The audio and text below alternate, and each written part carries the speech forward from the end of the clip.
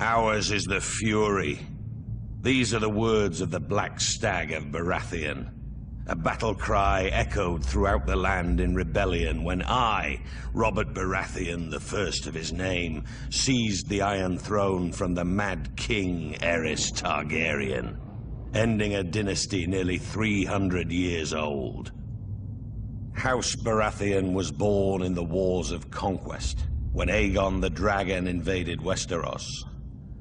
Aegon sent his commander, Orys Baratheon, to take Storm's End. Argilac the Arrogant, the last of the Storm Kings, foolishly left the safety of his stronghold and met the Baratheon warlord in open battle. Argilac was soundly defeated, and Orys took his lands, his holdings, and his daughter. Orys was said to be a half-brother to Aegon Targaryen. If this were true, a little blood of the dragon mingled with that of the stag in those days. The seat of House Baratheon is Storm's End, a legendary keep raised in the Age of Heroes. It overlooks Shipbreaker's Bay, where legend has it that Durin, the first Storm King, raised the keep with the aid of Bran the Builder of House Stark, forging a centuries-long connection with the Stormlands and the North. After Aegon's conquest of the Seven Kingdoms, the Baratheons remained loyal enough to the crown while Targaryen kings came and went. But loyalty has its limits. When Rhaegar Targaryen, Aerys's vile son and heir, abducted Lyanna Stark, my betrothed, my beloved, it was time to act. We raised our banners, Baratheon, Stark, Jon Arryn and the Tullys, united in rebellion against Rhaegar and his father, the Mad King. We were victorious and took the Iron Throne. That bit of dragon blood in my veins came in well, as it made me a distant relation to the Targaryen dynasty blood of my long-lost ancestor, Orys. The truth of it is, I took it. I sit on the Iron Throne. I rule the Seven Kingdoms from the Red Keep.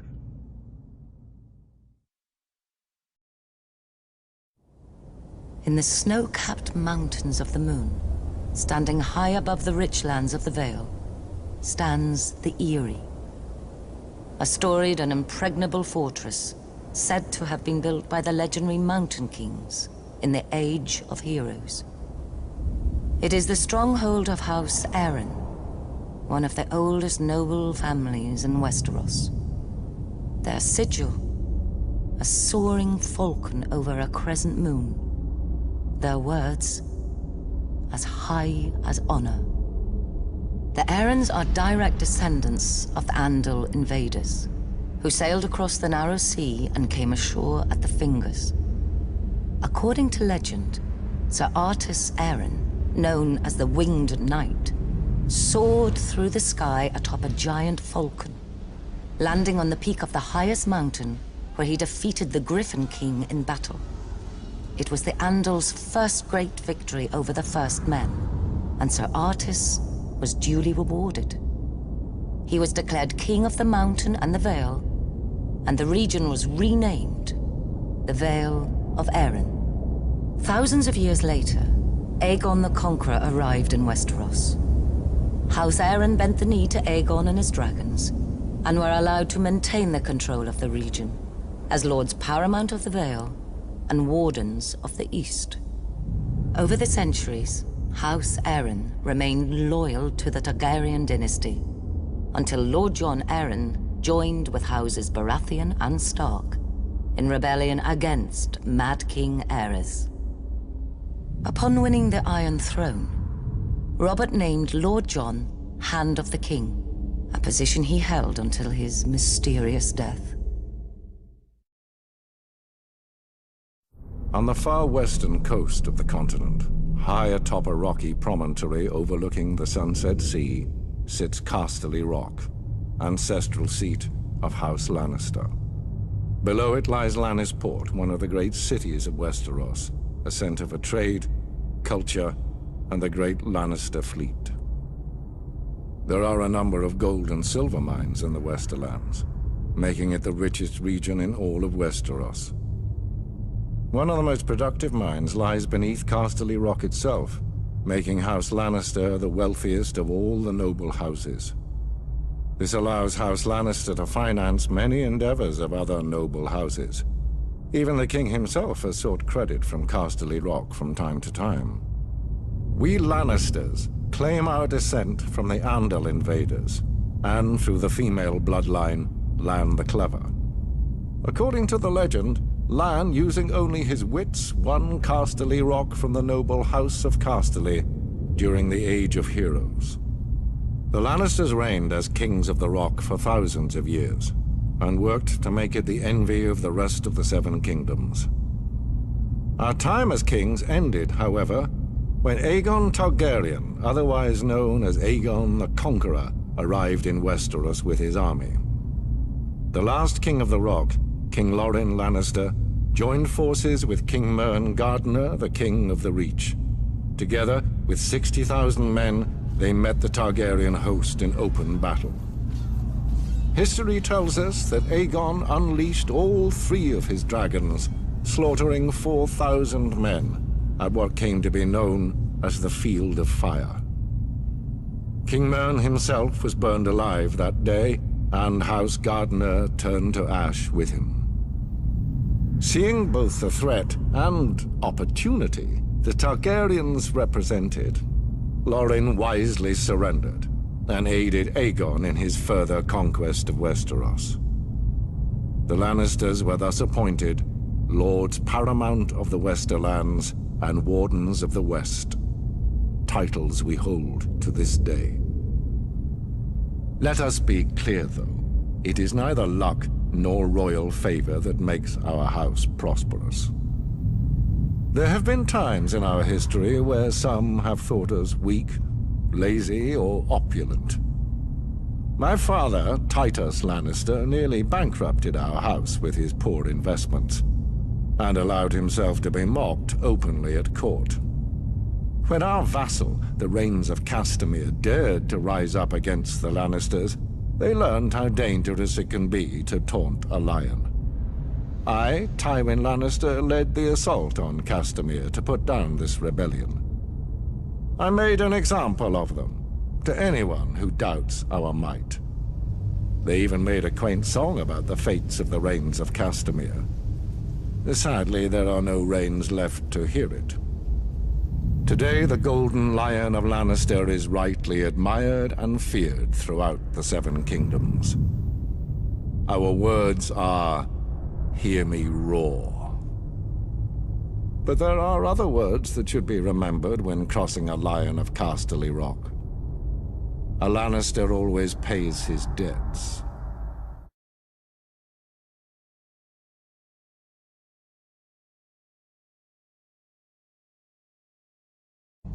The Starks of Winterfell trace their descent to the first men in the Age of Heroes.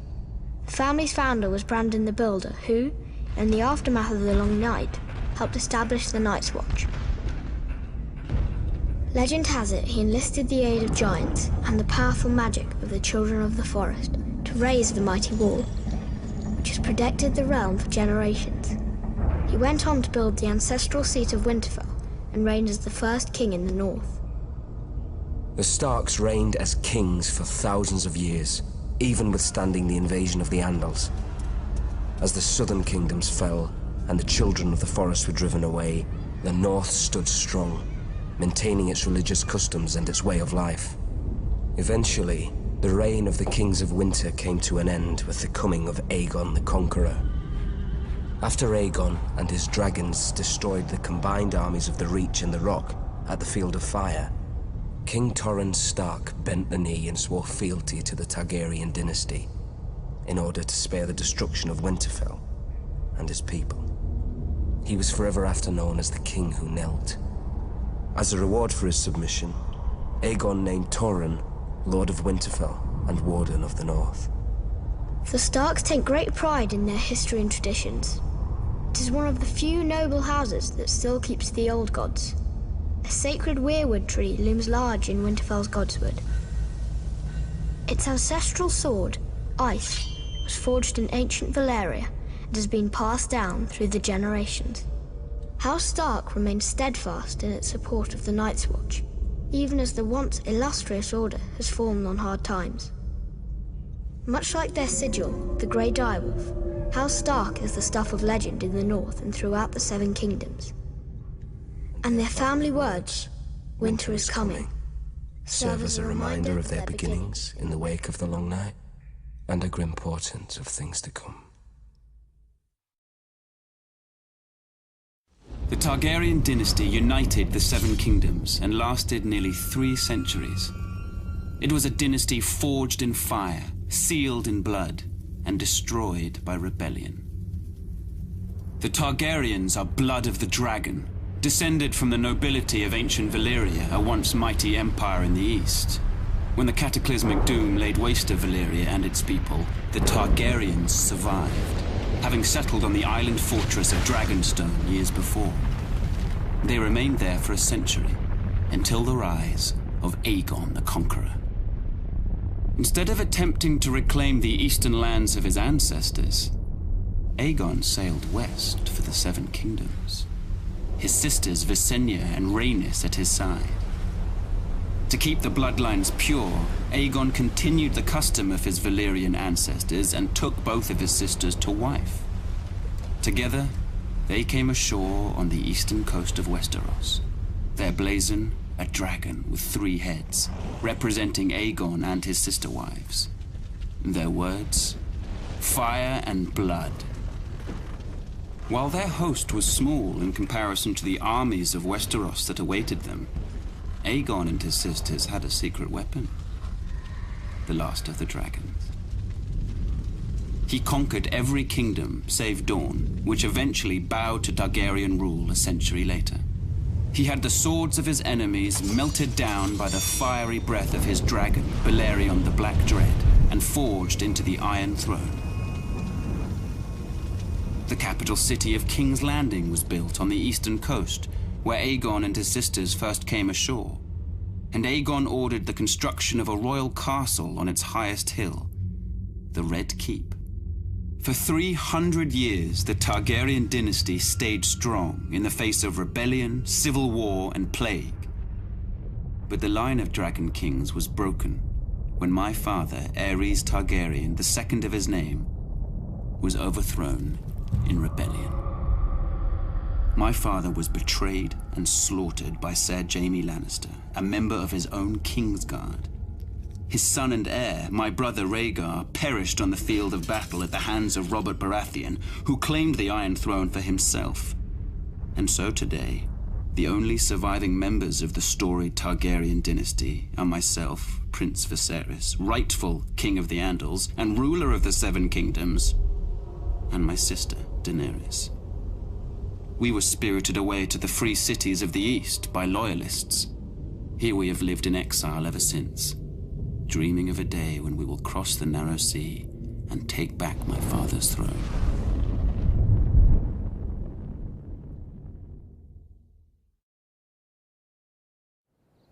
House Tyrell trace our descent to Garth Greenhand, the legendary first king of the Reach who made the land bloom. But so too does every noble house around us. It seems dear ancestor Garth planted as many flowers as he plucked. A king should have more consideration for his line, don't you think? For over 1,000 years, the Greenhand sons and grandsons ruled the Reach as House Gardener. The offshoots of his daughters grew into vast and powerful houses in their own right, except for House Tyrell. We chose instead to serve our Gardener cousins faithfully as stewards, to manage their stronghold of Highgarden and the daily affairs of the Reach. Our words are growing strong. And under our stewardship, the Reach did just that. As did we. Until a blundering king almost cost us everything. Aegon Targaryen had landed in Westeros. King Mern allied us with the Rock to repel the upstart's army. One can only marvel that King Mern did not reconsider when he saw the living dragons against him. Perhaps he should have sought counsel from his trusted stewards before he set out. Then again, perhaps he did. At the Field of Fire, Aegon, and let us not forget, his sisters, burnt the combined armies of the Reach and Rock. King Mern paid for his misjudgment with his life and that of his ancient family. In a day, the Reach had lost its king, its ruling house, and most of its army. Thankfully for everyone, my ancestor, Harlan Tyrell, had better sense. Until the Maesters sorted out the entail among Mern's cousins, Harlan the Steward was acting Lord of Highgarden. To ensure peace and life in the Reach, he would yield the castle to Aegon.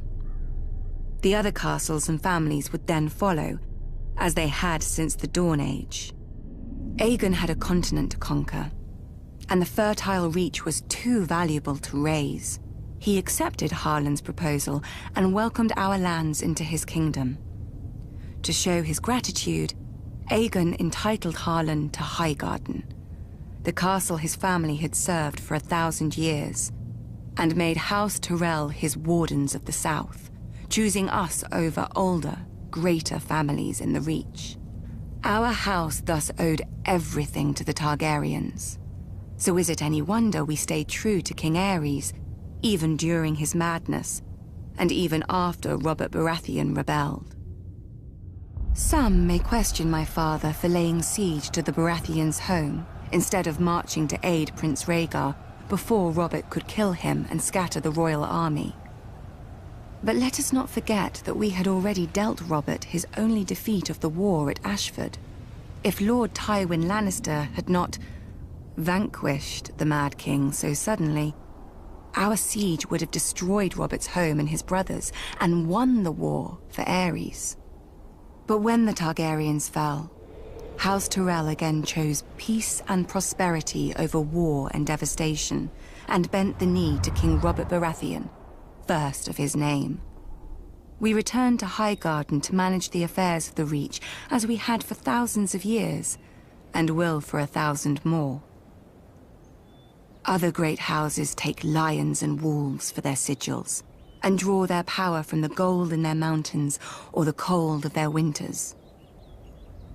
But mountains run dry, winter yields to spring, and the rose blooms once more.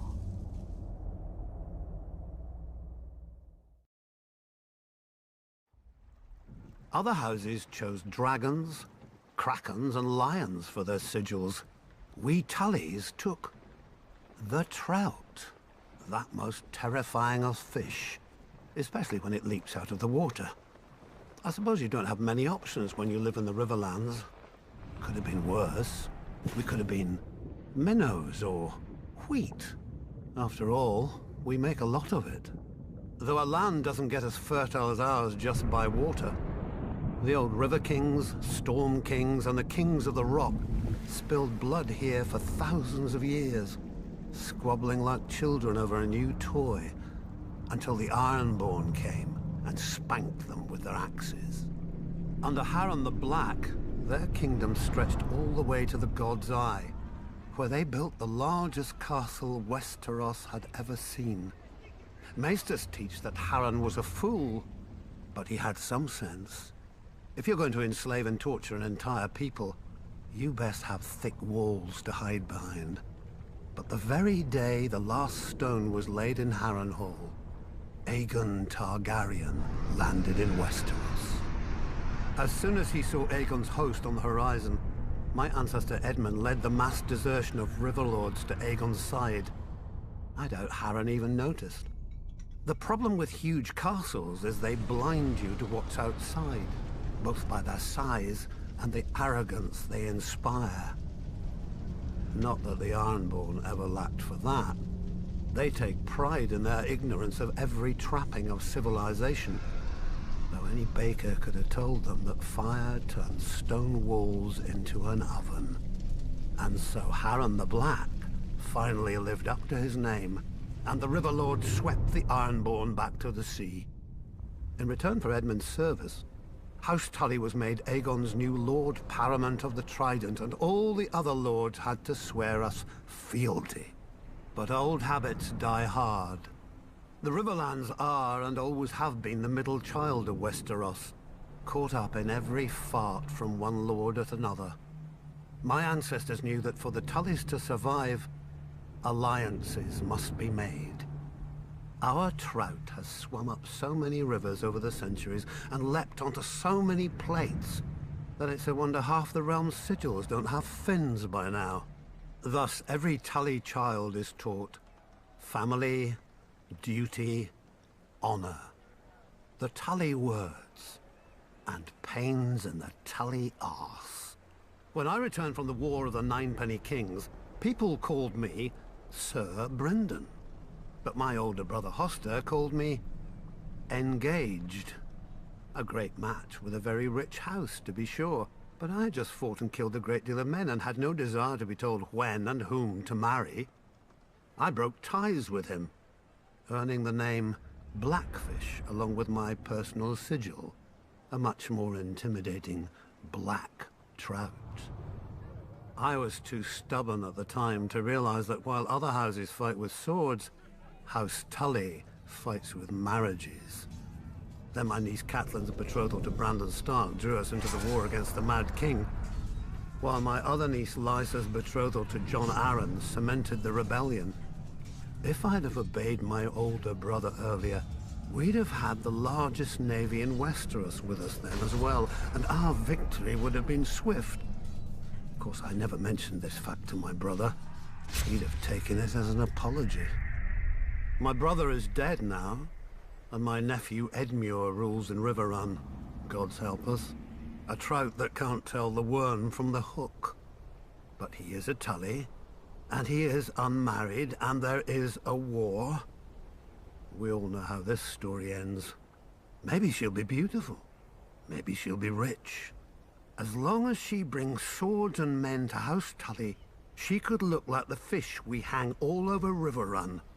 He'll honor his duty to family and swallow it. One blackfish per family can be overlooked.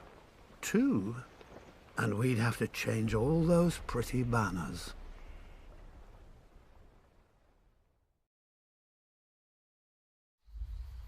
Mudmen, bog devils.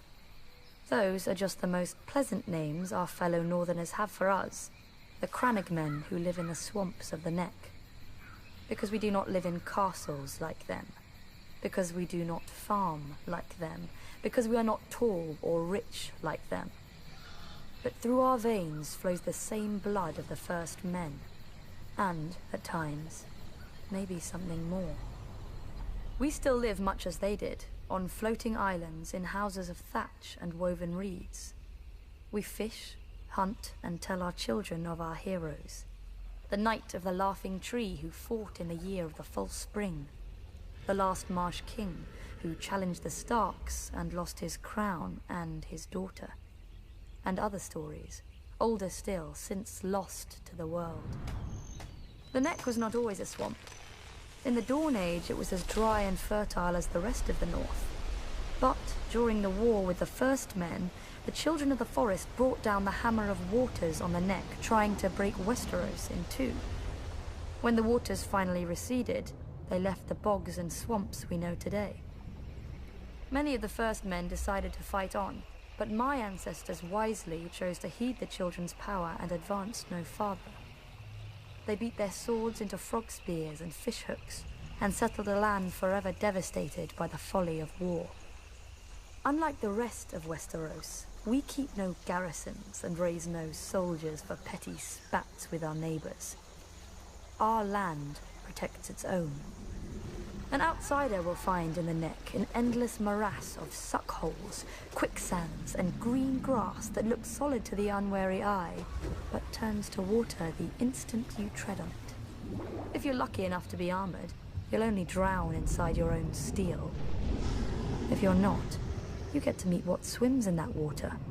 Serpents and monstrous lizard lions with teeth like daggers and never enough to eat. Don't worry. Only your horse will live long enough to feel their poisons burning through it.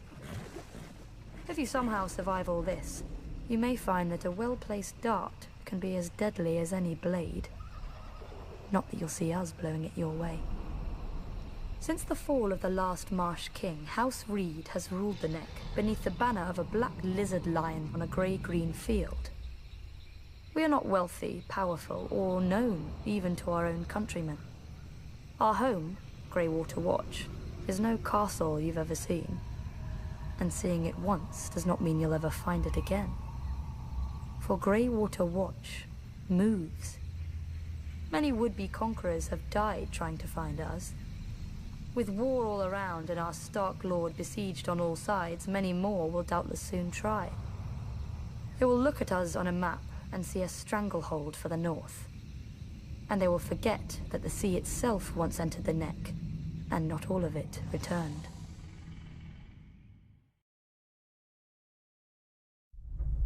Where the north has its honor and the south its chivalry, the Iron Islands has its strength.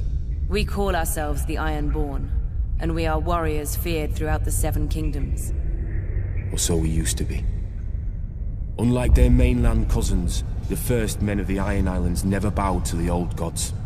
Theirs was the drowned god, who made the Ironborn to reave and sack and write their names in salt, steel, and song, that his enemy, the storm god, could not wash away. We raised our kings from our own ranks, and used beaten foes as thralls to work our mines and farm our land. Or as salt wives, if a woman was pretty enough. Such was the old way, and while we followed it, we held sway wherever the waves were heard.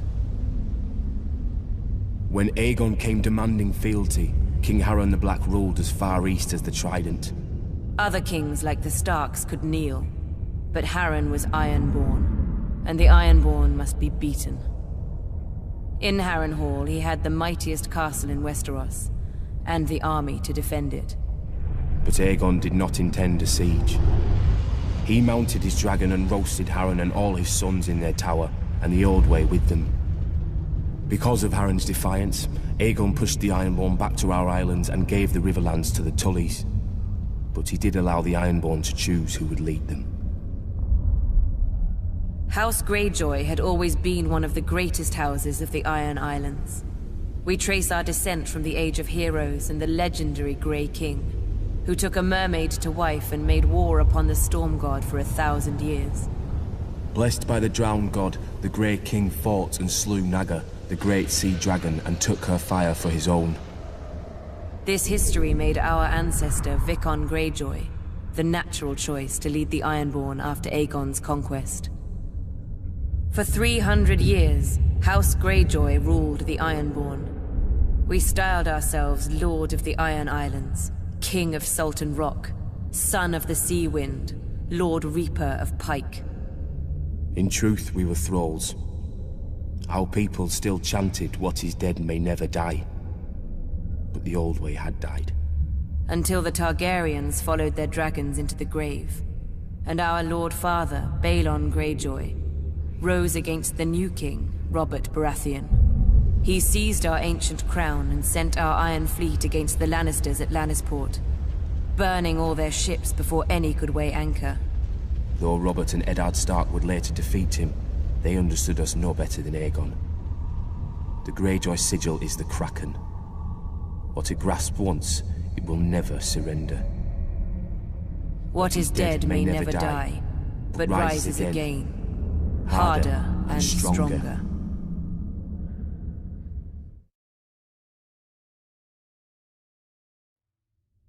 Impregnable. That's how the Vale sees itself. Shielded from Westeros by its mountains. They call the entrance to their land the Bloody Gate because, during the Age of Heroes, a dozen armies supposedly smashed themselves against it. Even if they'd gotten through, the roads of the Vale are narrow, steep, and treacherous. Half the men would have slipped to their deaths, or frozen in the mountain snow. Or so the common wisdom goes. Except the Vale has been conquered. Those vaunted mountains didn't stop the Andals who came by the Eastern Sea. The people of the Vale say that Sir Artus Arryn, the Andal general, flew on the back of a giant falcon and slew the Griffin King on top of the tallest mountain. During Aegon's conquest, one of his sisters did the same, flying her dragon over the Bloody Gate and up to the Eyrie, the Arryn stronghold. and the Arryn boy king yielded the Vale in return for a ride on the beast. Do you sense the theme here? The rationalizing of defeats with mythical beasts and the whims of children, instead of acknowledging the root cause, the arrogance of isolation. The men of the Vale are so proud of their mountains, they can't abide any flaw in them. As with the mountains, so too with their blood. The first Andals landed in the Vale, as its most powerful lords, the Arryns, the Waynwoods, the Corbrays, like to brag.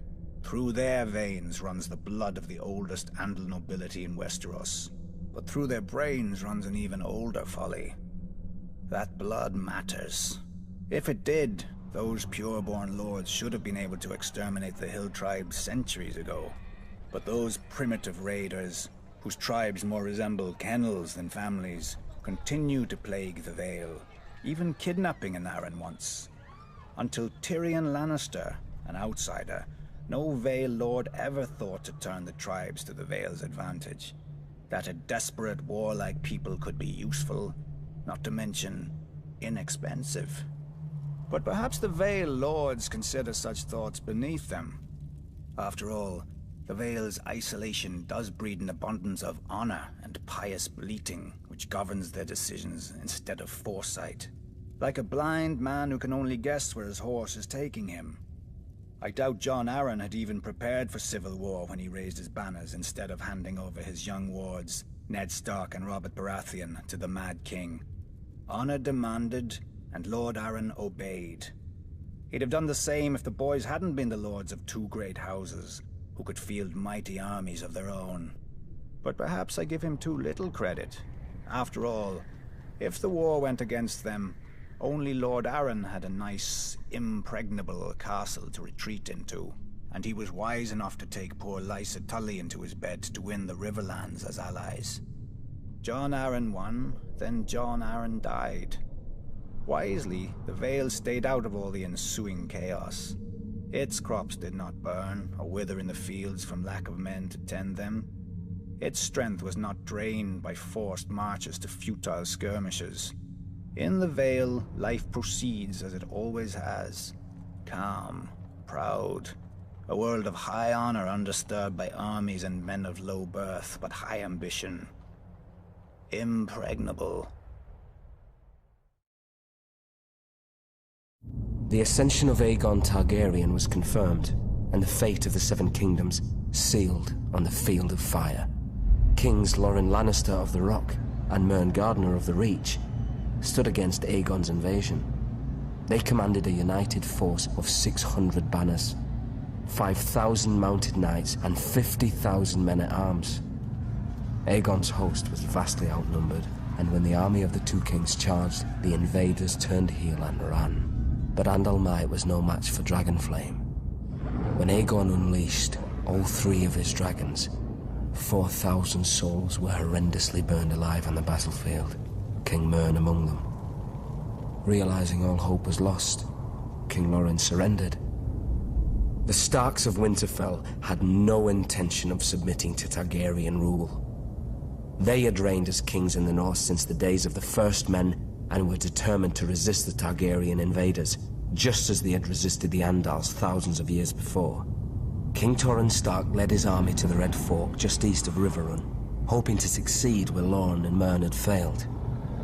But when Torrhen saw the size of Aegon's now mighty host, along with his monstrous dragons, he knew he couldn't subject his followers to the horror of another Field of Fire.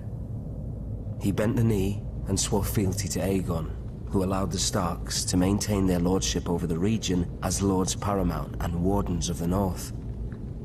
Without question, Torrhen Stark saved thousands of lives that day. He was ever after known as the King Who Knelt. The days of the Andals were numbered.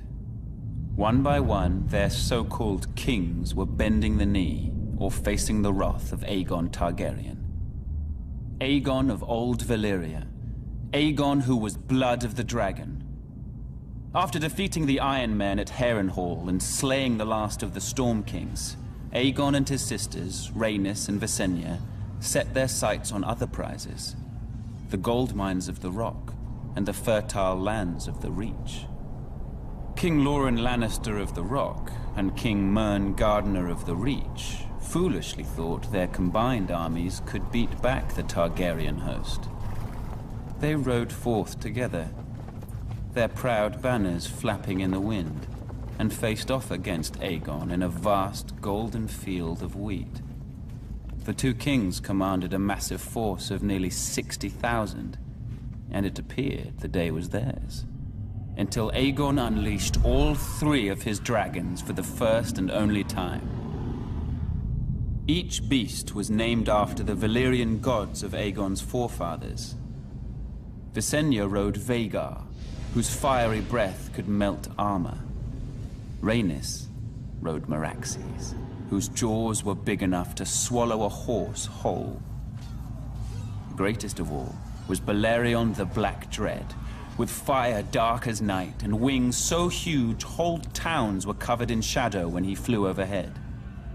This magnificent creature was ridden by Aegon himself. 4,000 men were bathed in glorious dragon flame that day, on what came to be known as the Field of Fire. King Mern was among the dead, and House Gardener died with him. His stewards, the Tyrells, surrendered his ancestral stronghold of Highgarden to Aegon, and were appointed Lords Paramount of the Reach and Wardens of the South. When Loren Lannister witnessed Mern's fate, he wisely bent the knee. Aegon spared Loren's life, and the Lannisters were made Lords Paramount of the Westerlands and Wardens of the West. After his triumph on the Field of Fire, Aegon's conquest was assured. In a short time, the so-called 7 kingdoms were melted down in the heat of the dragon's flame and transformed into a single realm. Aegon would forever be known as Aegon the Conqueror. Nobody knows why the Targaryens first came to the island of Dragonstone.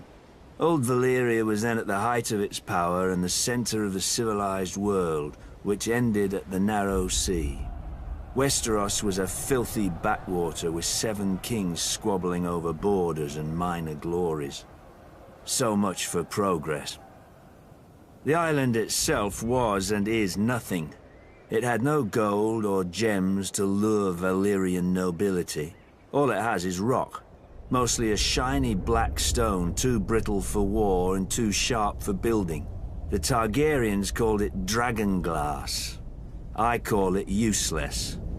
But the Targaryens managed to raise a castle here. Simpletons claim they used ancient Valyrian sorcery, forgetting that the Targaryens brought a small army with them from Essos.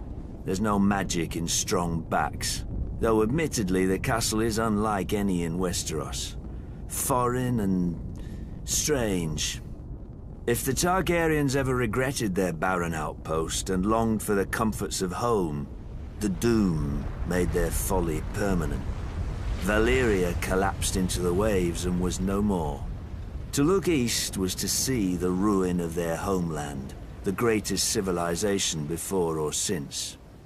But to look west, as Aegon realized, was to see a fertile land ripe for conquest. Perhaps even a new Valyria. Though good for little else, Dragonstone was the perfect staging point for Aegon's invasion of Westeros. The Blackwater Bay granted easy access to the continent. The lands there were disputed by 3 kingdoms, the Reach, the Iron Islands, and the Stormlands. But their capitals were far enough away that none could mount a force before Aegon got a foothold, even if their kings had been able to stop bickering over whose problem he was.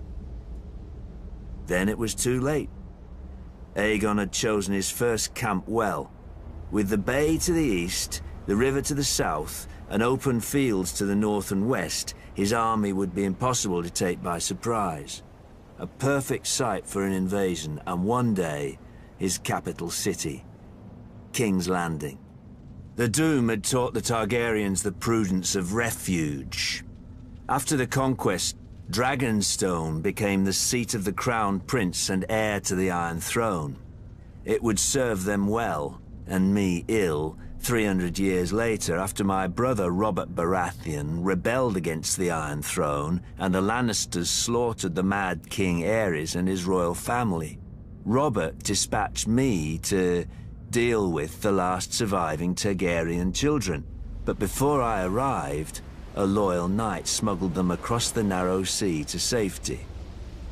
Hatred for the Targaryens blinded Robert.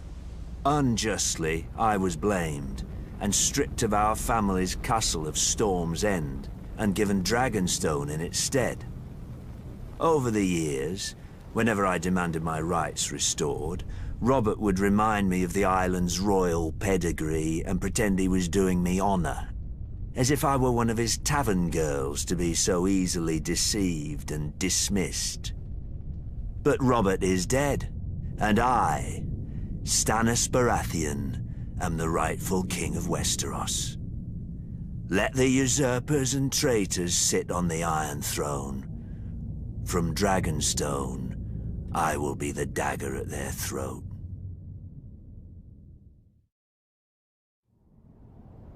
Swords in the darkness.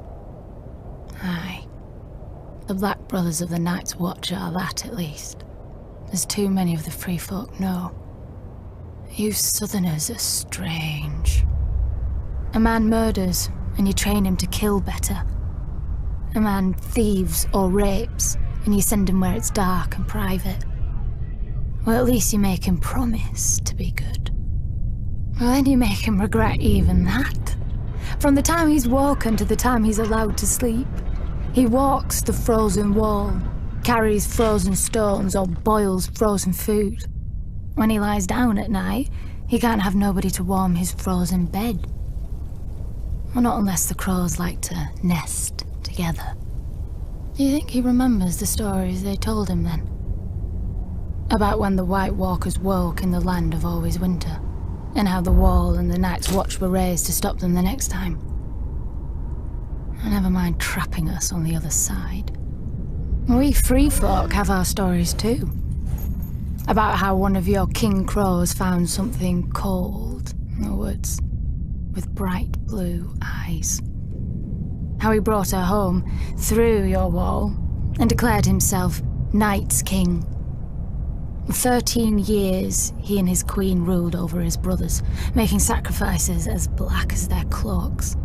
Lucky for you Southerners, the free folk rallied to a king beyond the wall, as we will when need be, and marched on the ancient castle he'd taken for his own, the Night Fort. With the help of the Starks, we killed the demon and cleansed your precious watch.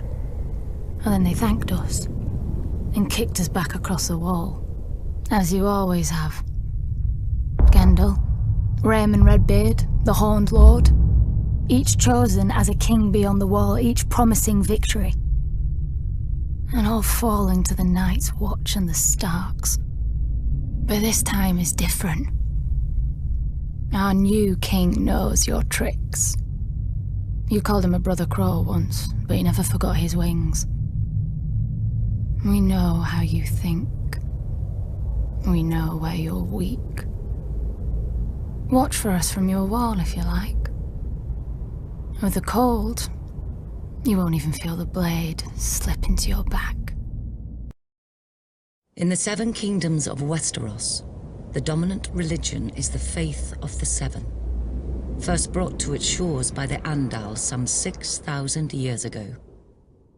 But there are some who still keep to the old way, worshipping the faceless gods of the children of the forest and the first men.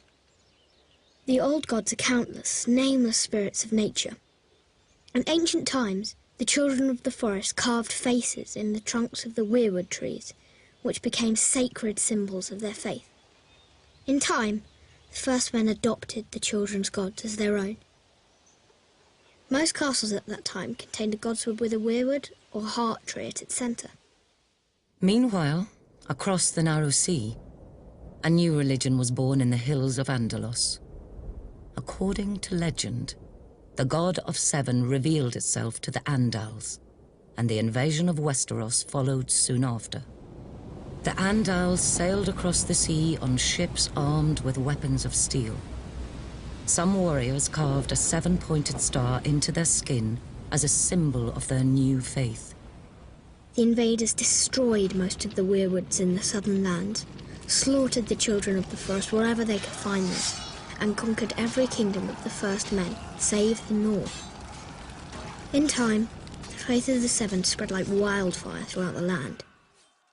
The Seven is a single deity with 7 aspects, each symbolizing a different area of life, though most people refer to the 7 as separate gods.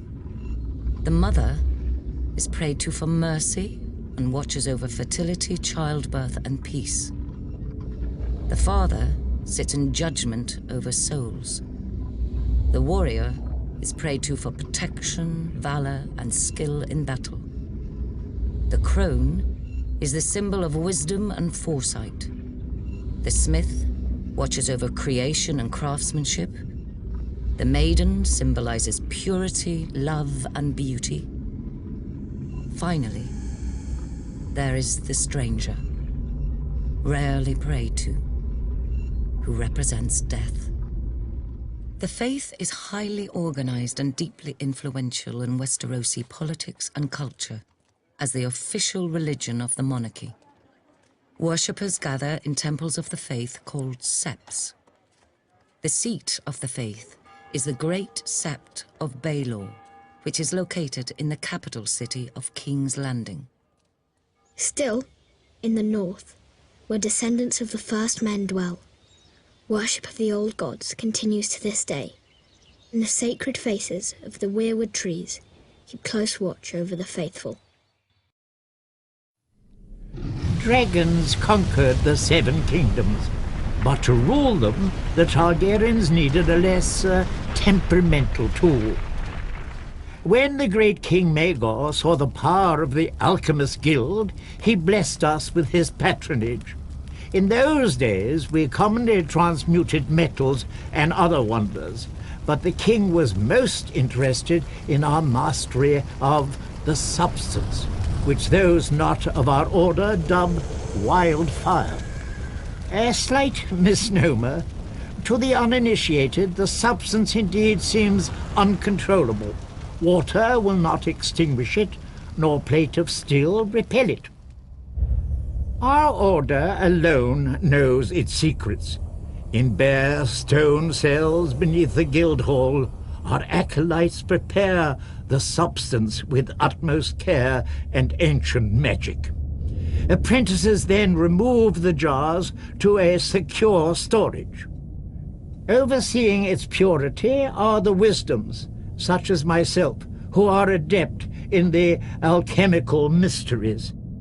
Should an acolyte prove unworthy and allow the substance to ignite, the ceilings are spelled to collapse and fill the room with sand.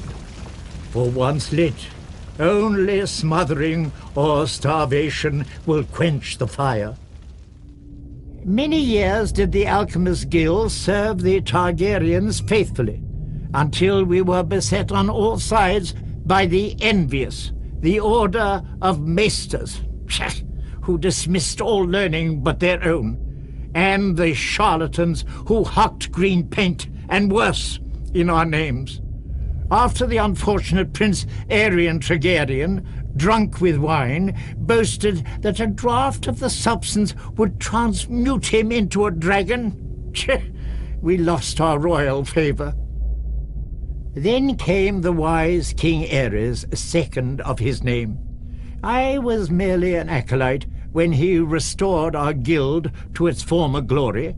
As had his great forefathers, he appreciated our secret arts, even naming Wisdom Rossart as Hand of the King.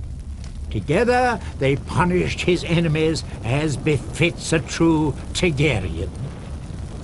During the War of the Usurper, I heard whispers that King Aerys had engaged our greatest wisdoms for an ultimate weapon against his foe. But sadly, King's Landing must have fallen before it could be used, and many of our wisdoms disappeared in the sack of the city, victims of ignorance and envy, as ever, I'd wager. Yet our order perseveres. Like the substance which grows ever more potent as it ages, we perfect our ancient arts in darkness, forgotten by the world. We are masters of the fire, but we live only to serve. All we need is the right spark. When Aegon the Conqueror invaded Westeros, he had 7 kingdoms to contend with.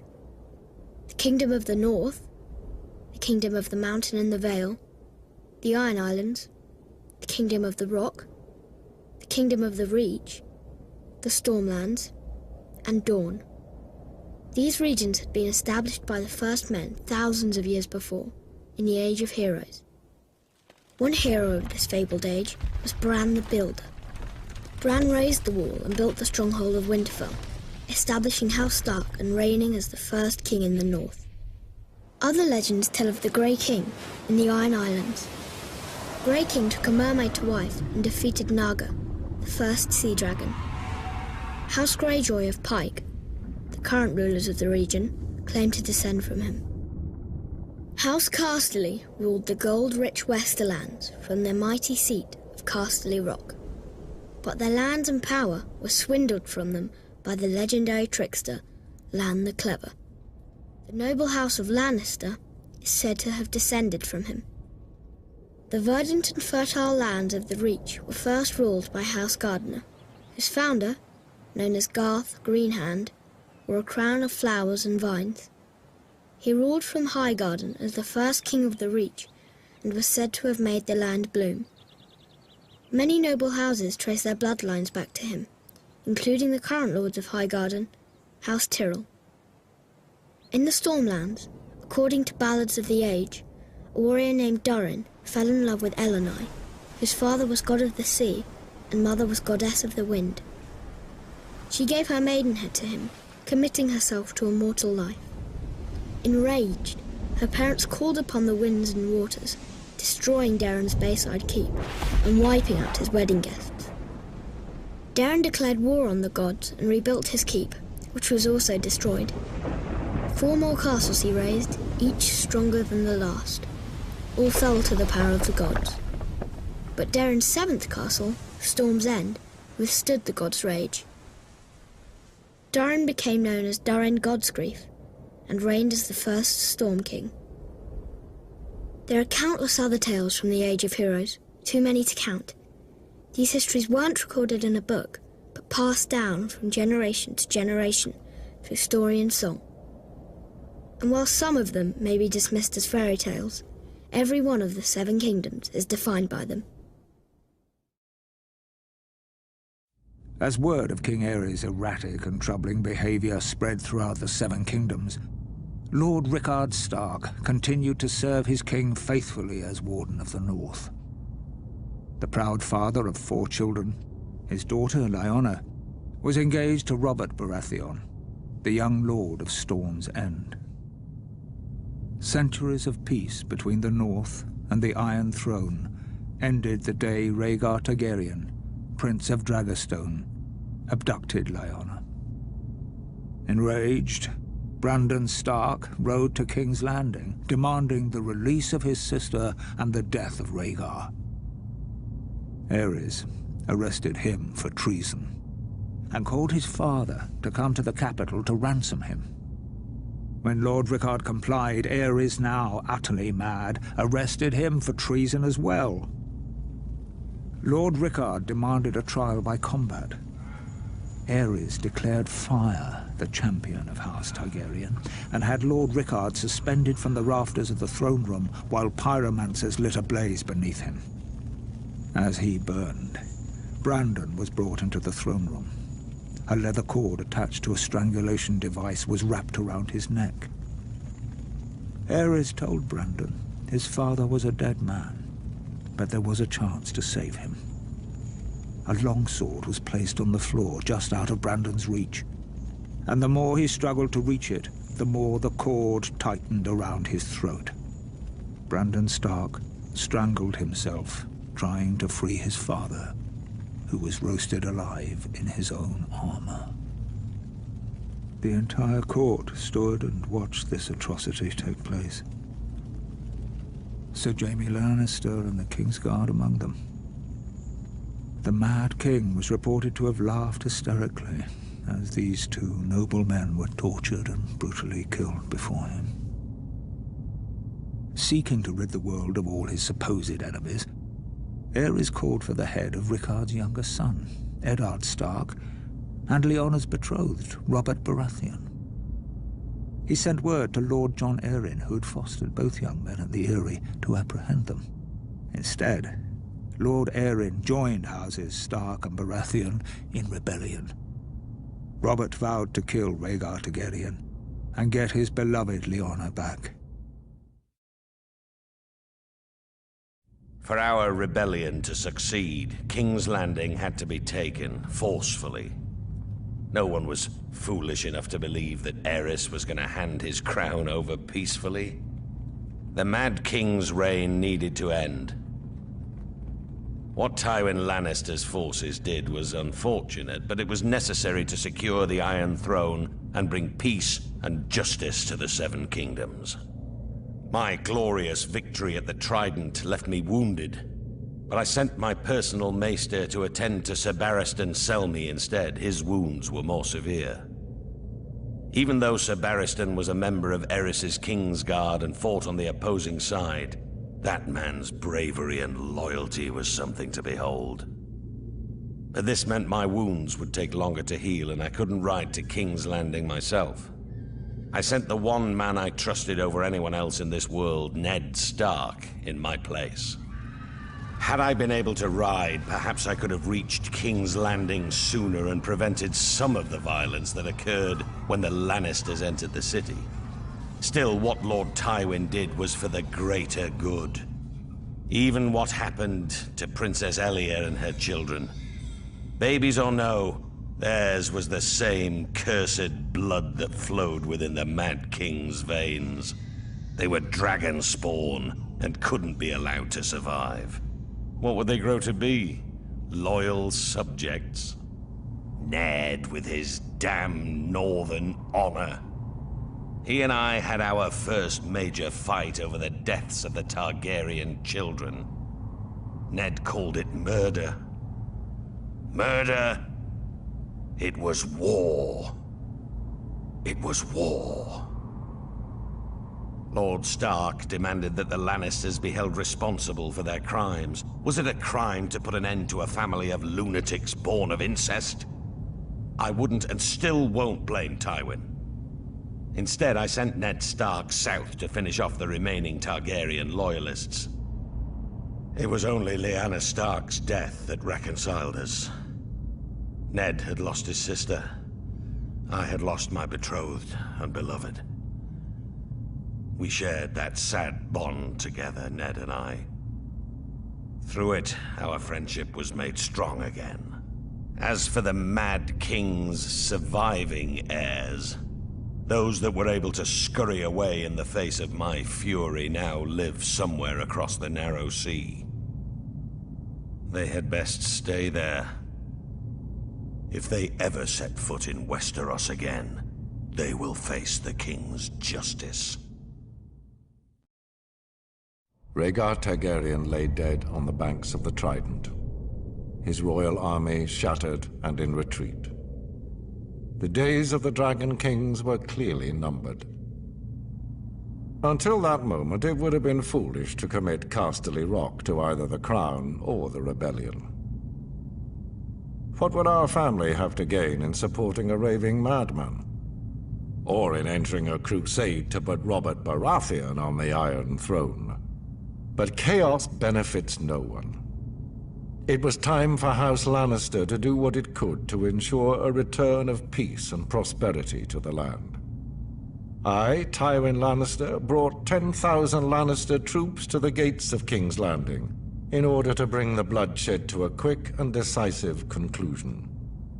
King Aerys had been sending ravens for months, begging for my support to end the uprising. In a way, his pleas had been answered. As I had suspected, Aerys opened the city gates and welcomed my men. Our plan was clear. Crush Aerys' remaining bannermen and remove the remnants of the royal family as quickly and efficiently as possible. Any alternative meant years of further war and a fragmented 7 kingdoms. Our means were bloody, but the results speak for themselves. As for Aerys, it is true he met his fate at the hands of my son. Aerys had kept Jaime close during the rebellion, thinking himself clever in keeping my son as a hostage, should I decide to pledge support to the rebel cause. This proved to be his greatest mistake. For when the time came, Jaime did his duty as a Lannister and drove his sword into the Mad King's back. With that, Robert Baratheon's crown was secured. The new king recognized our role in his ascension to the throne, just as he recognized how useful the might and riches of Casterly Rock would be if he wanted to keep it. To that end, I offered my daughter Cersei as his queen. Had Aerys not spurned this same offer years earlier, perhaps things would have worked out differently. With Robert and Cersei crowned as king and queen of the 7 kingdoms, it was a new day. The dragon was vanquished, and the 7 kingdoms would thereafter belong to the stag and the lion. Robert Baratheon's victory at the Trident was a turning point in the war for the Iron Throne. While it was clear the gods were smiling on the rebel forces, Aerys Targaryen still held the Red Keep at King's Landing. As Robert was wounded and unable to ride, it was up to Eddard Stark to make for the capital and force the Mad King to give up the throne. Lord Stark reached the city gates to find that Tywin Lannister, Lord of Casterly Rock, had already sacked the city in Robert's name. House Lannister had remained neutral up to this point, ignoring requests for help from both the Crown and the rebels. Now that Robert's eventual victory was assured, it seemed Lord Tywin had finally chosen a side. Lord Eddard was horrified by what he saw when he entered the city. Homes looted and burned, women raped, scores of innocent citizens killed. Disgusted, he led his force up Visenya's hill to the Red Keep. Upon entering the throne room, he found King Aerys lying in a pool of blood, dead by the hand of his own sworn king's guard, Jaime Lannister, who sat brazenly upon the throne. Demanding to know the whereabouts of Queen Rhaela, Lord Eddard was informed the Queen and her son Viserys had been spirited away to Dragonstone before the Lannisters arrived. But other members of the royal family were not as fortunate. Elia, Martell of Dorne, who was the wife of Prince Rhaegar, had been raped and murdered by Ser Grigor Clegane on Lord Tywin's orders. Ser Grigor and his men had also butchered Rhaegar's young children. When Robert was well enough to reach the capital, Lord Eddard demanded the Lannisters answer for their heinous crimes. Robert refused, and sent him south to relieve the Baratheon stronghold of Storm's End, which was still under siege by forces loyal to the crown. Whatever words passed between the two old friends are known only to them, but Lord Eddard is said to have left King's Landing in anger. Later, when Robert was crowned, he appointed Jon Arryn as Hand of the King. Lord Arryn's first order of business was to broker a truce with the Martells of Dorne, who were outraged by the brutal murder of Princess Elia and her children. Following the death of Lyanna Stark, who had been betrothed to Robert, Houses Baratheon and Lannister were joined in marriage when the new king took Tywin Lannister's eldest daughter Cersei as his queen. As for Eddard Stark, he returned to his stronghold of Winterfell, forever haunted by his sister's death and the shameful way that Robert had secured his throne. The Targaryens, blood of the dragon, and the last of old Valyria, were loved by their subjects and admired far and wide as the greatest dynasty in the history of the Western world. But the peace and prosperity of nearly 3 centuries of Targaryen rule was shattered by the usurper, Robert Baratheon, and his band of traitors. House Baratheon owed its very existence to the Targaryens. Was it not Aegon the Dragon himself who elevated the bastard Orys Baratheon in the War of Conquest? And what of the Starks, the Lannisters, the Aarons of the Vale? All had been spared and allowed to keep their lands when Aegon could easily have wiped them out. Centuries later, the usurper and his lackeys repaid Aegon's benevolence with treachery. There are some who dare to claim Robert and his allies had reason to rebel. They say the Crown Prince stole the usurper's lady love. They say my father, King Aerys, murdered Rickard Stark and his son without just cause. Whether these charges are true or not, it doesn't matter. The dragon answers to no one. Aerys' good name has been besmirched in the years since the rebellion. He's been called a dangerous madman, a monster, a tyrant that brought his tragic end upon himself. Lies! My father was a victim of weaklings in his council. Lackwits who failed him in his hour of need and let the rebellion spin out of control. But it was not enough. The royal army was crushed at the Battle of the Trident. It was there the valiant Rhaegar met Robert in single combat, but the gods betrayed him, and he perished by the usurper's hand.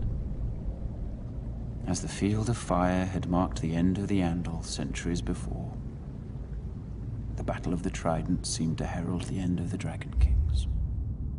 When word reached the capital of my brother Rhaegar's death, my father Aerys moved to protect me, as I was the surviving heir to the throne. He sent me to the island fortress of Dragonstone, along with my mother, Queen Rhaela, who was great with child.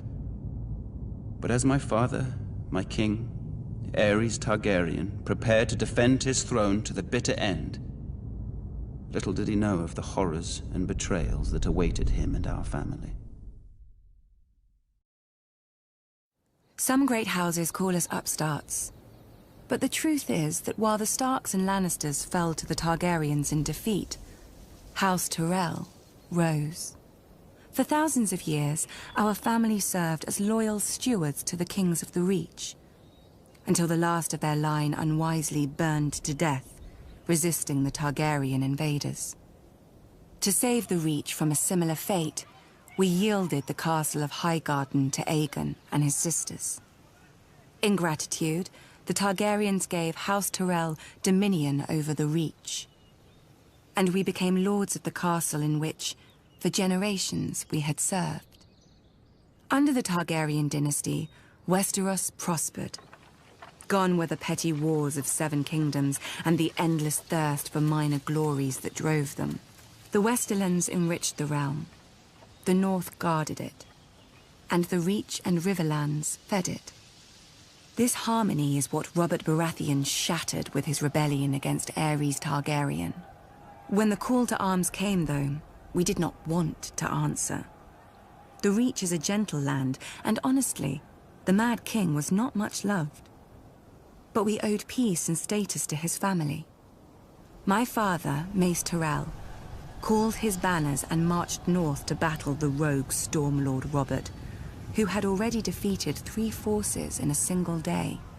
And, at Ashford, my father won. Some chastened my father for not pursuing Robert after the battle.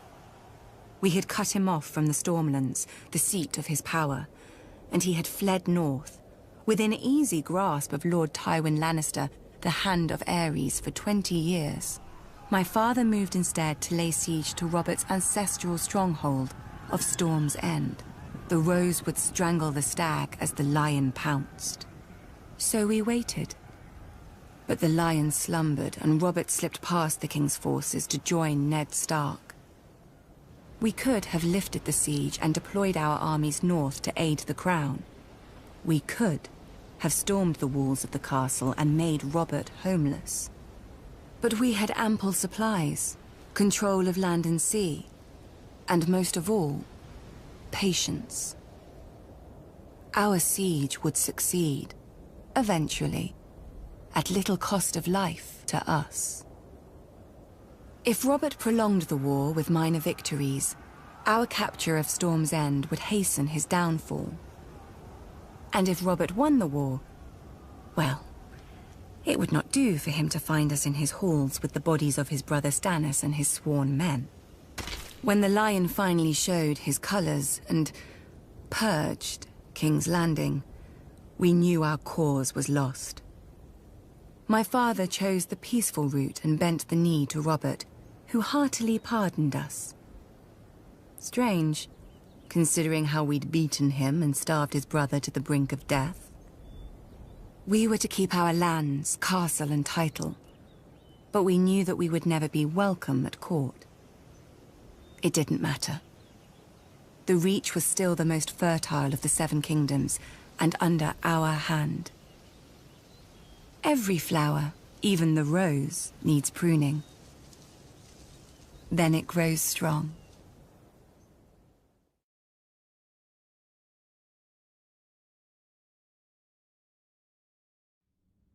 For 300 years, the Targaryen dynasty ruled Westeros. Wars were still fought, homes still burned, and men still died. But compared to the chaos of what came before, the realm was stable. And boring. The Targaryens lied, thieved, and killed as much as other lords. They just had dragons to answer all complaints. Until they didn't. When the last dragon died, it was only a matter of time before the Targaryens followed. By only, you mean another century? Which they wasted trying to replace their lost advantage. Incinerating their own palaces to hatch dragon eggs, drinking wildfire to become dragons, and let's not forget the Mad King's favorite, burning men alive so he could pretend to be a dragon. We urged Aerys to pardon Brandon Stark.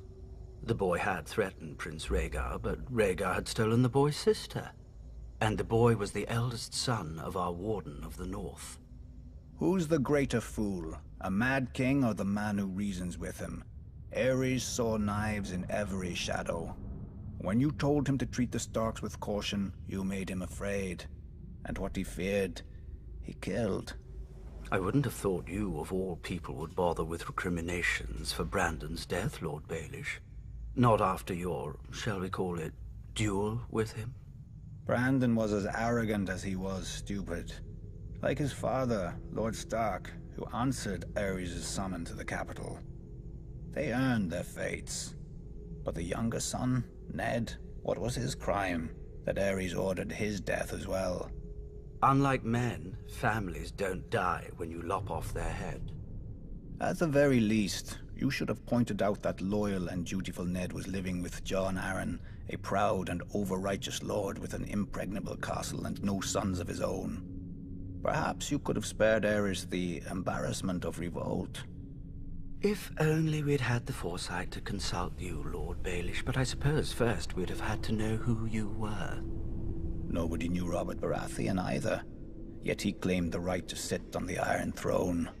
He had Targaryen blood, through his mother. A pretty dress for an ugly truth. It was war, and he could swing a hammer harder than the other options.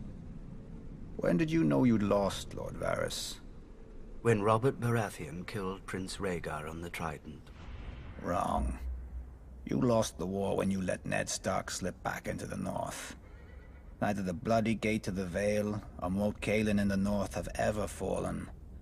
They could have held out for years, even if you'd killed Robert. But you let him slip through your fingers as well. I told the court that Robert was hiding in the Stony Sept, but the hand of the king wasted too much time searching the city. Something about the glory of single combat. Then Ned Stark's army arrived to save the day. Too bad Lord Tywin wasn't a hand any longer. He would have simply razed the town and been done with it. Perhaps. And perhaps the rebels would have found even more of the countryside flocking to their banners. I'd almost forgotten. You weren't always so loyal to the Lannisters during the war, were you? I did my duty to the realm. When Lord Tywin showed up at King's Landing professing loyalty, I warned Aerys not to open the gates. Prince Rhaegar was dead, our army scattered. The lion does not stir unless he smells meat. I admire your powers of persuasion, Lord Varys. Few could traffic in so many secrets to so little avail. Grand Maester Pycelle told Aerys what he wanted to hear, that his old friend Tywin was there to save him. Then Aerys' old friend sacked the city, and his son stabbed Aerys in the back. A regrettable, though necessary action. As were the pardons the new King Robert bestowed on the Royalists. Mace Tyrell, Barristan Selmy, you. King Robert wisely chose order over vengeance. Jon Arryn wisely chose for Robert, but Jon Arryn died.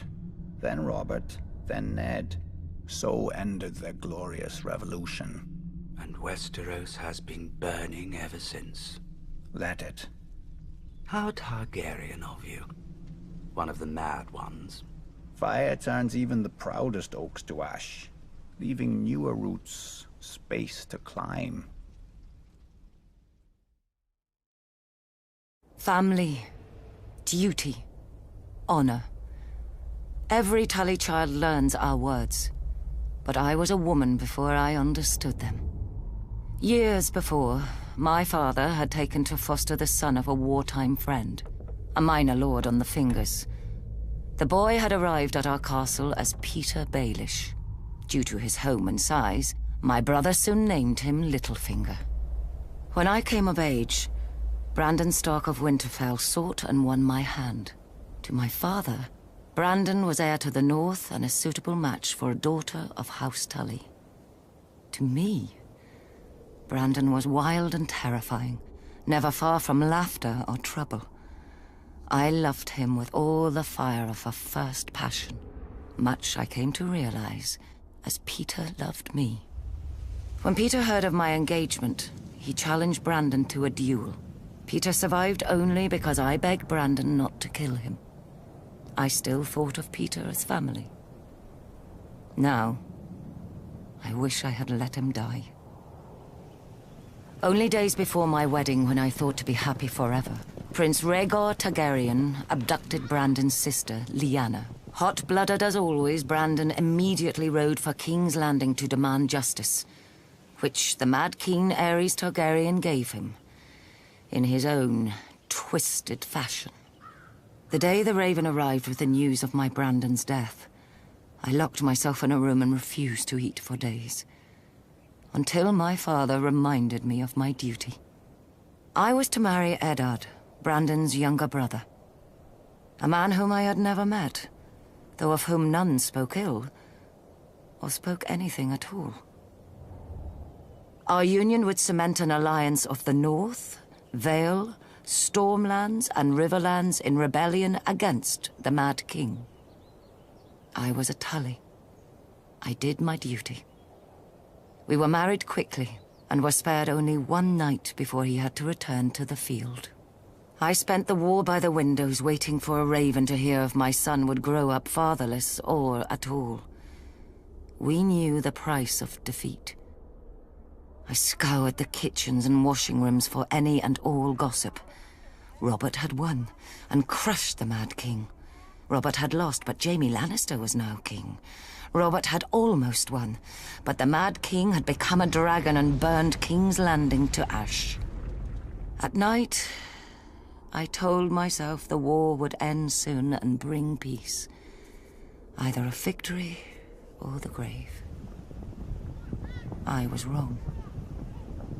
Robert won, and my husband avenged his brother and my love. But when he came home to me, he could not meet my eyes. I saw the reason by his side. Many men have bastards, I know. And under the strain of war, any man, no matter how honorable, may forsake his vows for a night of warmth that he may never know again. But Ned Stark was not built like other men. His northern honor would not let him sequester his shame in some distant holdfast. He brought this boy, this Jon Snow, Home to raise with his true-born children.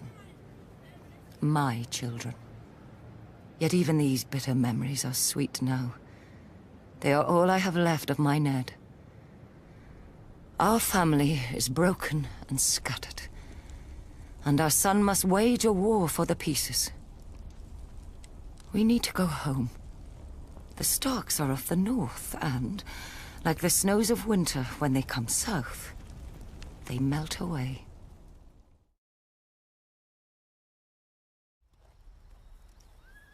Growing up, my sister Sansa loved stories with princesses and knights, but I always wanted to be scared.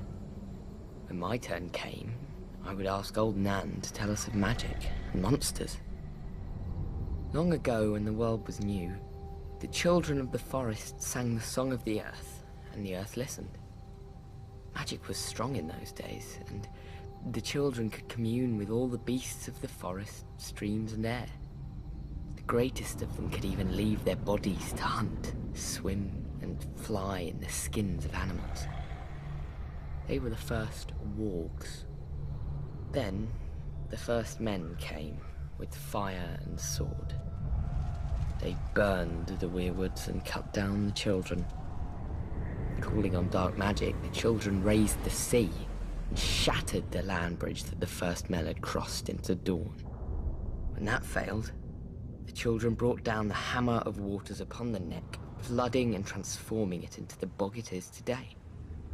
After peace came, the two races shared the land and the children's gods for thousands of years. Now comes the good part. Nobody knows how or why, but the magic of the children began to emerge in men. Maybe one child in 1,000 would be born a warg. Fewer still would be born with the sight. Old Nan would not speak of it, and Maester Lewin never believed in it. But with it, the children could know of events far away and even those still to come. Some say the sight was the children's most powerful and terrible secret, and helped turn the tide during the long night. Magic has since fled our world. Among the small folk, any child suspected of being a warg will be left out to die. Beyond the wall, though, a careless hunter might still find his prey has claws and teeth, and a man's mind to guide them, for the wildlings have a different idea of monsters. But even wildlings keep their distance from a warg, because, and here old Nan would lean in close and whisper, how can you tell if the man is wearing the beast, or the beast is wearing the man? Now, old Nan has no more tales, and Maester Lewin will never scoff again. That's fine. I don't like scary stories anymore, because I'm in one.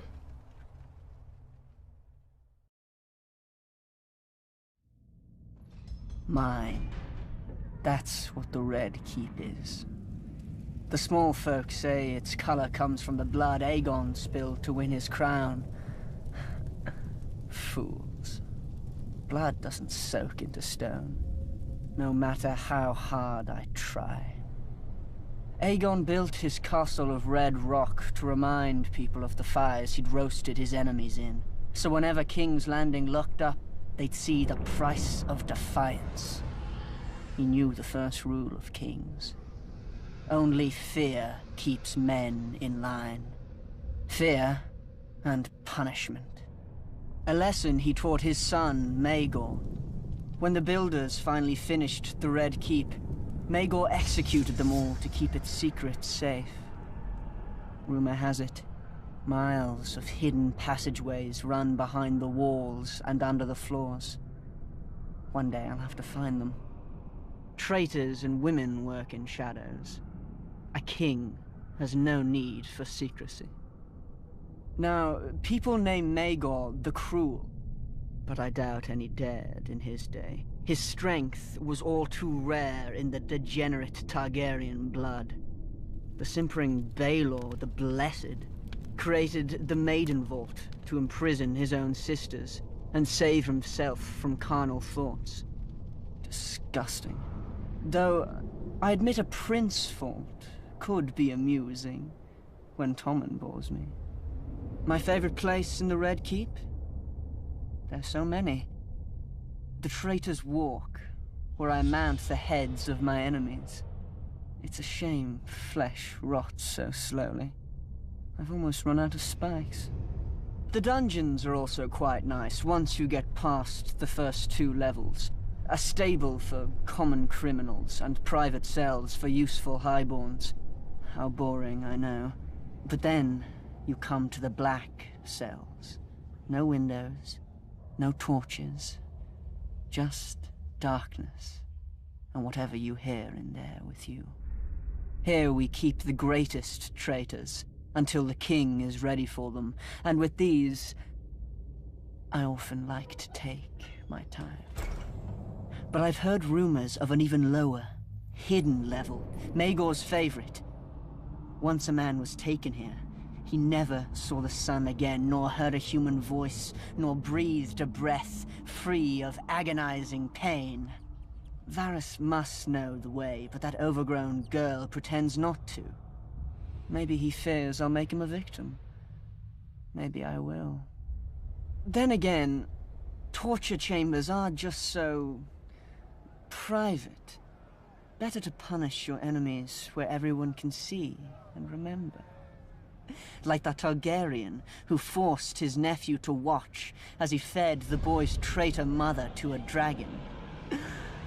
Oh, what I could do with a dragon.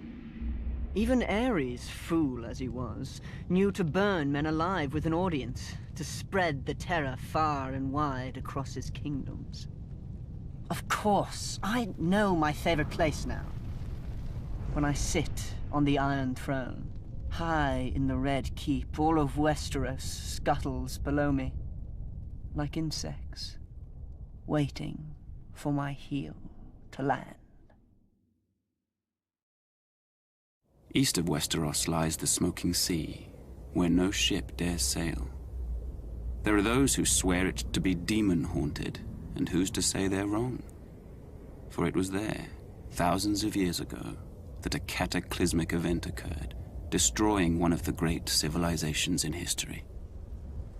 The precise details of their origins are lost to us, but it is said the Valyrians were once a modest community of shepherds, tending their flocks on a small peninsula of the great eastern continent.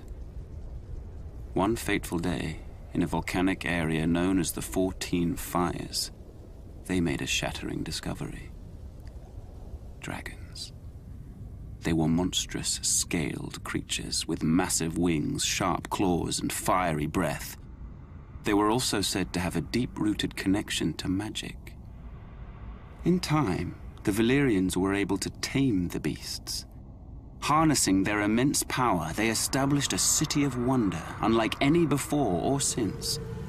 They became skilled at sorcery and metallurgy, creating uncommon weapons of spell-forged steel.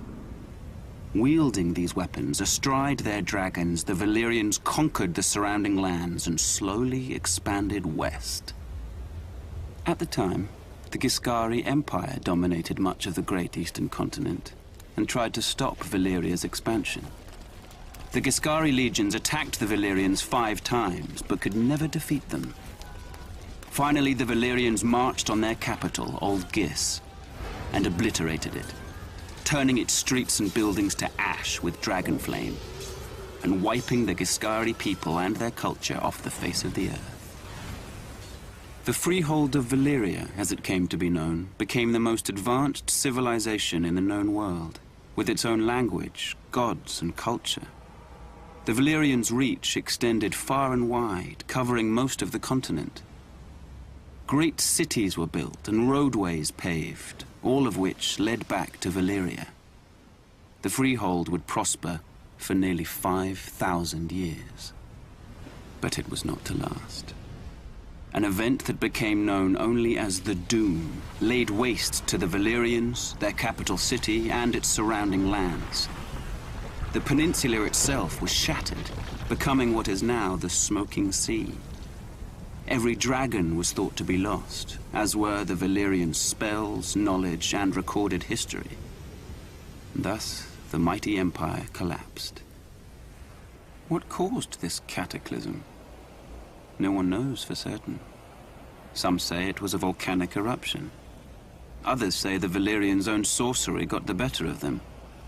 In any event, the doom's devastation of the Valyrian people was total, with the exception of a small rocky island in the narrow sea, Dragonstone. For it was there that the Targaryens, the last of old Valyria, dwelled. They would lie in wait for another 100 years before unleashing the fury of the dragon on another continent, Westeros. I was born youngest of 8 in Myr, across the narrow sea. So my father gave me over to the Red Temple.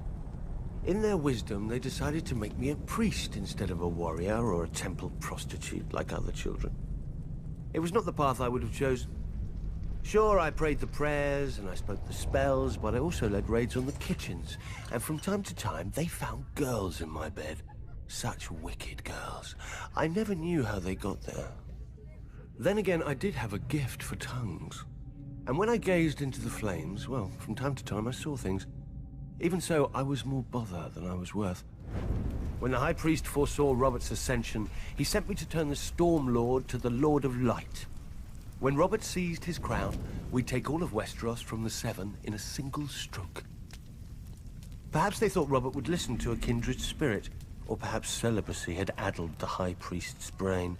I didn't know, and didn't care. I was free. I did my duty as I saw it, drinking and whoring and waving my sword around. The only gods Robert cared about anyway. Years passed, Robert became king, I became a joke. We both became fat. I even won some glory in Greyjoy's rebellion, first through the breach and all that. It's amazing what boldness a full bladder can inspire. But Robert had stopped listening to my sermons a long time ago, even if I'd still bothered to give them. Then came Robert's death, and the war. I'm not speaking of those brats squabbling over the world's pointiest chair. Powers long asleep are waking and moving through the land. I've seen them in my flames. Shit, I've seen them with my own 2 eyes. The Lord of Light is real. And if he's real, then all of it is real. Man once again faces the war for the dawn, which has been waged since time began. On one side is the Lord of Light, the heart of fire, the god of flame and shadow. Against him stands the great other, whose name may not be spoken. The Lord of Darkness, the soul of ice, the god of night and terror. According to prophecy, our champion will be reborn, to wake dragons from stone and reforge the great sword Lightbringer that defeated the darkness those thousands of years ago. If the old tales are true, a terrible weapon forged with the lifeblood of a loving wife's heart. Part of me thinks man was well rid of it, but great power requires great sacrifice. That much, at least, the Lord of Light is clear on. I sound like a dried-out old woman, I know. But as our former hand liked to say, winter is coming.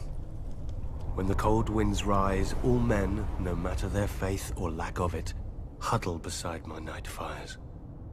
And I pray the prayers, and speak the spells, and beseech the Lord of Light to bring back the dawn. So far, so good. But reprobate as I am, I can't help but wonder what will happen if, one day, our Lord does not answer. Imagine a night that goes on forever, so dark and full of terrors. I think I need another drink.